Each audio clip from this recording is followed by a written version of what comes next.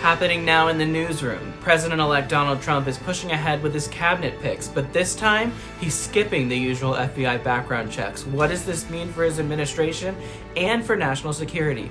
Then, Trump's controversial choice for Health and Human Services Secretary RFK Jr., who according to the president-elect will be allowed to, quote, go crazy.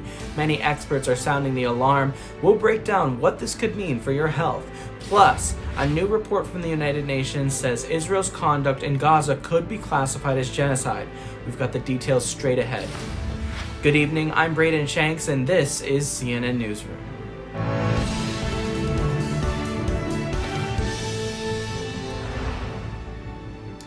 President-elect Donald Trump's transition team is bypassing traditional FBI background checks for at least some of his cabinet picks, turning to private companies for vetting instead.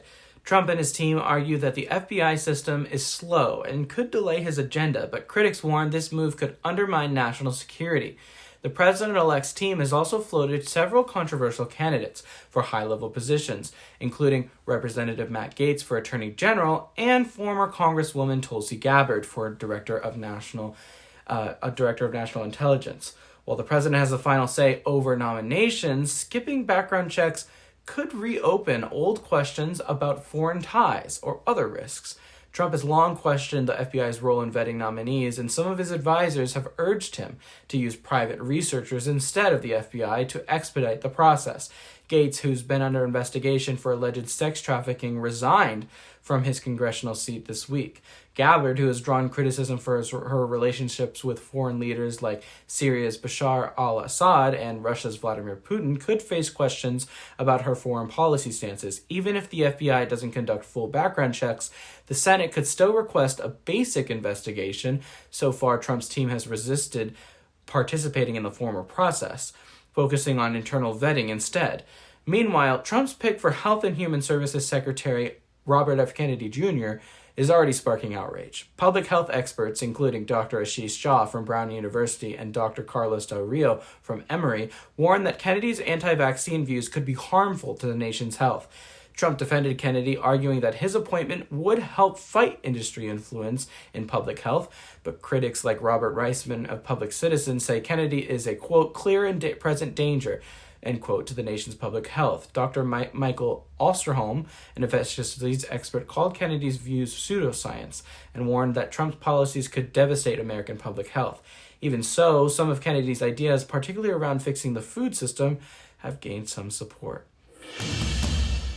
Well, this just into CNN. A United Nations Special Committee report has described Israel's action in Gaza as, quote, consistent with the characteristics of genocide, citing mass civilian casualties, starvation as a weapon, and obstruction of humanitarian aid. The report accuses Israel of intentionally causing death, starvation, and serious injury while inflicting collective punishment on Palestinians. It also highlights Israeli policies targeting Gaza's vital infrastructure, including water, sanitation, and food systems. Earlier this year, Israel rejected similar accusations, calling them grossly distorted, arguing its actions are self-defense against Hamas following the October 7th, 2023 attacks. CNN reached out to the Israeli government for comment. Meanwhile, aid agencies warn of famine in Gaza, with Palestinians reporting widespread hunger. 63-year-old Maham al-Out told CNN, our children have died of hunger and thirst. Well, coming up next, breaking news you won't want to miss. New details just in about Trump's transition team being caught off guard by explosive allegations involving Pete Hegseth, Trump's reported pick for Secretary of Defense. Sources are talking to CNN, and we have the inside story and much more. Stay with us. Okay. Welcome back. You're watching CNN. We have breaking news. President-elect Donald Trump's transition team was announcing new cabinet picks this week when they were informed of a sexual assault allegation against Pete Hegseth, Trump's pick for Secretary of Defense. The claim has raised serious questions about Hegseth's nomination, according to the sources close with the situation. Hegseth, a veteran-turned-Fox News host, was tapped with little vetting, and within 48 hours, the team learned of an alleged 2017 sexual assault in Monterey, California. During an event Hegseth attended, while he hasn't been charged or named in lawsuits, his attorney denies any wrongdoing. The allegation led incoming Chief of Staff Susan Wiles to question Hegseth directly about other potential issues. Despite concerns, sources say the Trump transition team is moving forward with the nomination for now. But there's growing speculation he could withdraw as doubts mount over whether more damaging details could emerge. Hegseth denies the allegations and maintains his innocence. Stay with CNN for more updates. Hey, are you tired of the same old cheddar? Why not switch it up with a piece of, let's see if I can say this, Ovel Ya Aman, you can see it on the screen. This soft, raw Ewy's milk cheese has won the title's World's Best Cheese of 2024. The award was announced at World Cheese Awards, the biggest one since it started in 1988.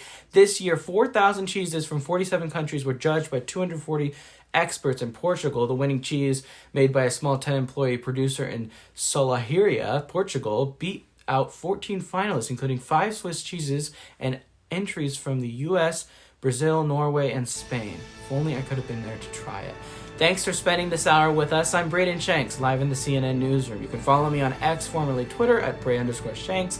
Keep up with the show at CNN News Central. Stay tuned. CNN's live coverage continues next. I hope you have a great night and a great week.